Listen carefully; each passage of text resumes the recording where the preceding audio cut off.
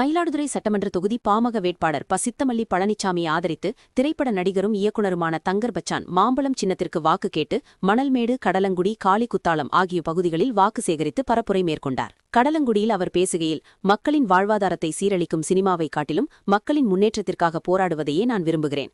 கடந்த தேர்தலில் போய் வாக்குறுதிகளை அளித்து மக்களின் வாக்குகளை பெற்று வெற்றி பெற்றவர்கள் விவசாயிகளின் நலனை முற்றிலும் மறந்துவிட்டனர். செருப்பு அணிந்து கொண்டு சிமெண்ட் சாலையில் நடந்து செல்பவர்களுக்கு விவசாயத்தின் கஷ்டம் ஒருபோதும் புரியாது. மண்ணோடு மண்ணாக போராடும் விவசாயிகளின் வழியை உணர்ந்தவர்கள் மட்டுமே அவர்களுக்கு சரியான தீர்வை தர முடியும்.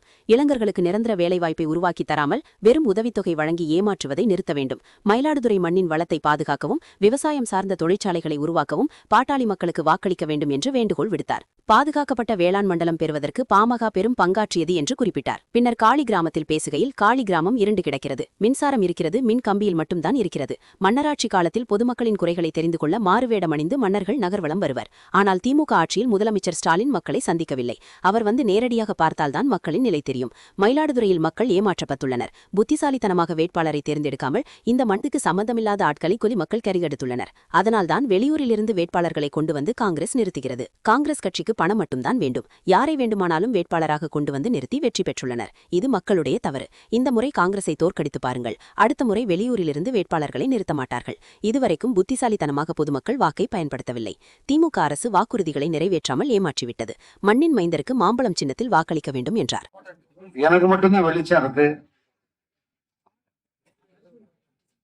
இந்த ஊரே இருண்டு கிடக்கு. நான் என்ன நினைச்சேன்னா, வந்த உடனே இங்க மின்சாரம் தடையோ கரண்ட் இல்லையோன்னு நினைச்சேன்.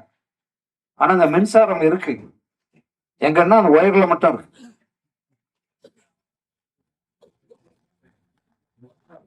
எனக்கு ஒரு ஆசை. அதாவது அந்த காலத்திலாம் மன்னர்கள், ராஜாக்கள் தன்னுடைய ஆட்சி எப்படி இருக்குன்னு மாறு இடத்துல வந்து பார்த்தாங்க. ஏன் ஸ்டாலின் ஐயா அதெல்லாம் வந்து பார்க்க மாட்டேங்கிறாரு தெரியல. அவரு வந்து இதை பார்க்கணும். காளி ஊராட்சி எவ்வளவு செழிப்பா இருக்கு, இந்த மயிலாடுதுறை எப்படி வச்சிருக்கோம்னு அவர் இரவுல அப்படி வந்து பார்த்தாருன்னு தெரியும். என்ன கொடுமைங்க அது. 2026ஆம் ஆண்டு இப்ப நம்ம வாழறோம். 2026ல என்ன வெளிக்கிற போய் மனுஷன் வாழ போறான். நிலவுலாவும் இடம் வாங்கிட்டு இருக்கான். ஒரு ஊரை எப்படி வச்சுட்டு இருப்பீங்க? தொடர்ந்து இந்த மக்களை கேட்டா திராவிட மாடல் என்கிறீங்க. திராவிட மாடல் இப்படி இப்படி பிழைக்கிறதுக்கா மாடல்? இதுல என்ன பல்புது? நீங்க இந்த ஊர்ல எத்தனை பேர் வாழ்வீங்க?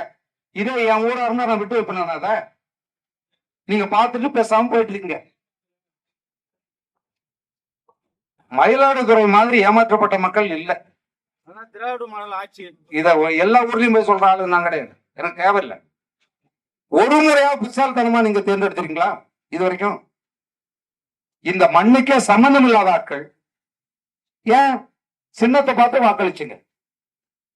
போட்டிடுறவ யாரு? இந்த மண்ணுக்குரியவனா? நம்முடைய பிரச்சனை புரியுமா? அவங்க நம்மளுடைய பிரச்சனையை தீர்த்து வைப்பாங்களா? இவங்களுக்கு நம்ம வாக்களிக்கலாமா அப்படின்னு சிந்திக்கிறதே கிடையாது. அதனுடைய கொடுமைதான். வாக்களிச்ச எம்பி எல்லாம் எங்க படுத்துக்கிட்டு கிடப்பாங்க. அவங்க ஆந்திரா பக்கத்துல கும்மிடி புண்டிலாம் தூக்கிட்டு வந்தாங்க. காங்கிரஸ் கட்சி கூப்பிட்டு வருது அவங்களை. இந்த முறை நம்முடைய வேட்பாளர் சித்தமல்லி பழனிசாமி அவர்களை எதிர்த்து நிற்கக்கூடிய காங்கிரஸ் கட்சியினுடைய வேட்பாளர் அந்த முகமது யூனுஸா, அவர் பேரு ஜமால் முகமது, சரி, அவரு எங்க இருந்தோ தூத்துக்குடி பக்கத்துல இருந்து கூப்பிட்டு வந்திருக்காங்க.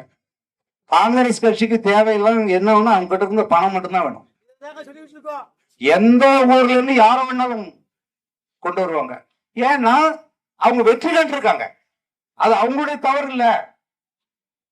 ஏமாளிகளா, தொடர்ந்து ஏமாளிகளா இருக்கக்கூடிய மக்களுடைய தவறு. சொல்லுங்க, நீங்க இந்த முறை தோக்கடிச்சு பாருங்க என்ன நடக்குதுன்னு. அடுத்த முறை கூட்டு வருவாங்களா? மொத்தமா எல்லாரும் தான் சொல்றேன். எப்பாவது புத்திசாலித்தனமா உங்களுடைய வாக்கை பயன்படுத்திருக்கீங்களா இது வரைக்கும்? அப்புறம் அப்படி ஆச்சு, இப்படி ஆச்சு, இப்படி ஆச்சு, இப்படி ஆச்சு. உண்மையிலே புத்திசாலித்தனமா பயன்படுத்தி இருந்தால் சென்ற முறை அந்த அந்த விஷயத்த சொல்ல வந்து விட்டுட்டேன்.